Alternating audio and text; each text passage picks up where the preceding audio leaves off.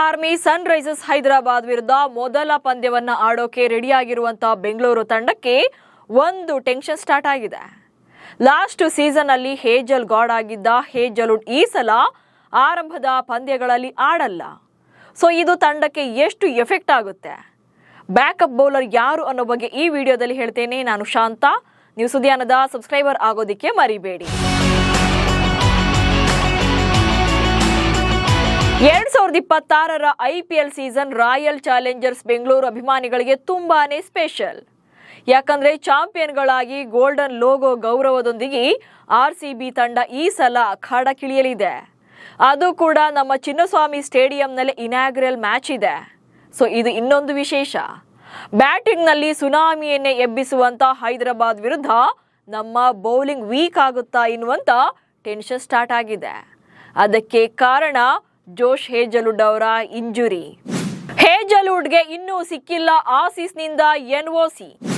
Royal Challengers Bengaluru ತಂಡದ ಪ್ರಮುಖ phase bowler ಆಗಿರುವಂತಹ ಜೋಶ್ ಹೇಜಲ್ವುಡ್ ಈ ಬಾರಿಯ IPLನಲ್ಲಿ ಕೆಲ ಪಂದ್ಯಗಳನ್ನ ಮಿಸ್ ಮಾಡಿಕೊಳ್ಳೋದು ಕನ್ಫರ್ಮ್ ಆಗಿದೆ.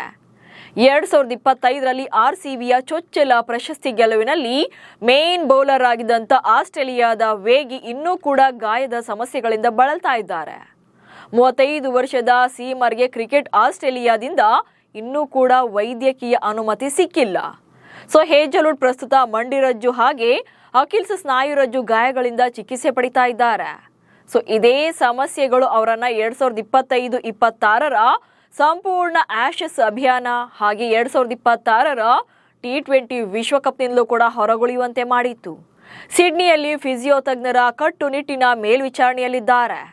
ಸೊ ಪಂದ್ಯಾವಳಿಯ ಬಳಿಕ ಅವರು ತಂಡವನ್ನ ಸೇರುವ ನಿರೀಕ್ಷೆ ಇದ್ರೂ ಕೂಡ ಮಾರ್ಚ್ 28ರಂದು ಸನ್ರೈಸರ್ಸ್ ಹೈದರಾಬಾದ್ ವಿರುದ್ಧದ RCBಯ ಮೊದಲ ಪಂದ್ಯದಿಂದ ಅವರನ್ನು ಅಧಿಕೃತವಾಗಿ ಹೊರಗಿಡಲಾಗಿದೆ. ಕಳೆದ ವರ್ಷ ಚಾಂಪಿಯನ್ಶಿಪ್ನಲ್ಲಿ RCB ಬೌಲಿಂಗ್ ದಾಳಿಯ ಬೆನ್ನೆಲುಬಾಗಿದ್ರು. ಚಾಂಪಿಯನ್ ತಂಡದ ಪ್ರಮುಖ ಬೌಲರ್ ಜೋಶ್. ಇನ್ನು 2025ರಲ್ಲಿ RCB ಟ್ರೋಫಿ ಗೆಲುವಿನಲ್ಲಿ ಜೋಶ್ ಹೇಜಲ್ವುಡ್ ಅದ್ಭುತ ಪ್ರದರ್ಶನ ನೀಡಿದ್ರು.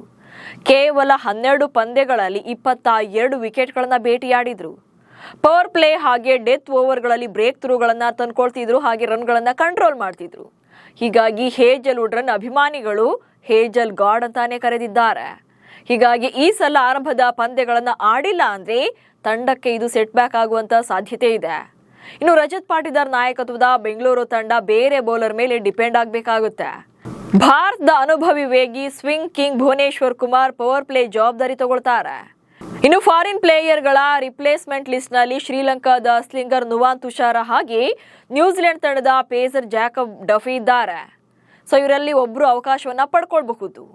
ಹಾಗೇನಾದ್ರೂ ಹೇಜಲ್ವುಡ್ ಕಂಪ್ಲೀಟ್ ಆಗಿ ಟೂರ್ನಿಯನ್ನ ಮಿಸ್ ಮಾಡಿಕೊಳ್ತಾರೆ ಅಂದ್ರೆ ಬದಲಿ ಆಟಗಾರನ್ನ RCB ಫ್ರಾಂಚೈಸಿ ಖರೀದಿ ಮಾಡಬೇಕಾಗುತ್ತೆ. ಈ ಲಿಸ್ಟ್ ನಲ್ಲಿ ಸೀನ್ ಅಬಾಟ್ ಅಥವಾ ಜೆರಾರ್ಡ್ ಕೋಟ್ಜಿ ಅಥವಾ ಜೈ ರಿಚರ್ಡ್ಸನ್ ಅವರನ್ನ ಖರೀದಿ ಮಾಡಬಹುದು. ಯಾಕಂದ್ರೆ ಇಂಡಿಯನ್ ಪ್ರೀಮಿಯರ್ ಲೀಗ್ 2026ರ ಹರಾಜಿನಲ್ಲಿ ಇವರು ಮಾರಾಟವಾಗದೆ ಉಳ್ಕೊಂಡಿದ್ದಾರೆ. ಸೊ ಇವರನ್ನ ಗಾಯದ ಬದಲಿ ಆಟಗಾರರು ಅಂತ ಪರಿಗಣಿಸುವಂತ ಚಾನ್ಸಸ್ ಇದೆ. ಸೊ ನಿಮ್ಮ ಪ್ರಕಾರ ಹೇಜಲ್ವುಡ್ ಪ್ಲೇಯಿಂಗ್ 11ನಲ್ಲಿ ಆಡದೇ ಇದ್ರೆ ಬೆಂಗಳೂರು ತಂಡಕ್ಕೆ ಎಫೆಕ್ಟ್ ಆಗುತ್ತಾ?